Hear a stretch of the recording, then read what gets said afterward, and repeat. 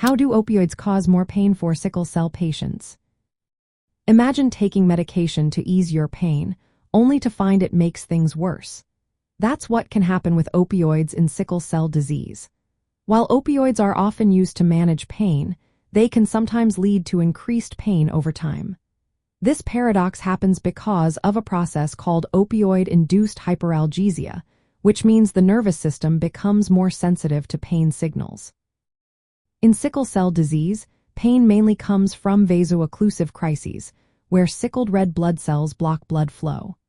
This causes tissue injury and inflammation, activating pain receptors. To control this pain, patients often need higher doses of opioids and for longer periods than other conditions.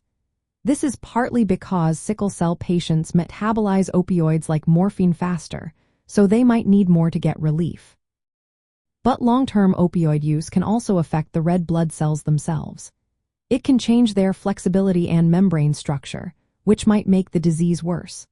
Opioids interact with specific receptors in the body, like the mu-opioid receptor, and can activate other pathways involving growth factors.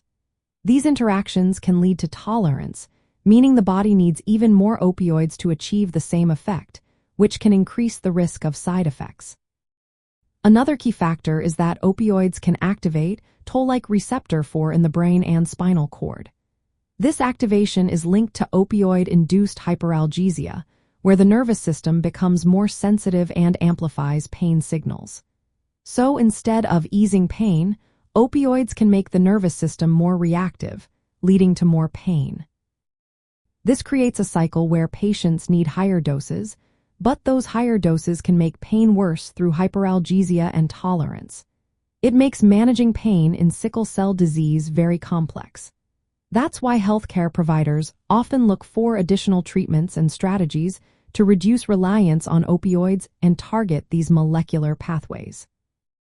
In summary, opioids can cause more pain in sickle cell patients by making the nervous system more sensitive and reducing their effectiveness over time.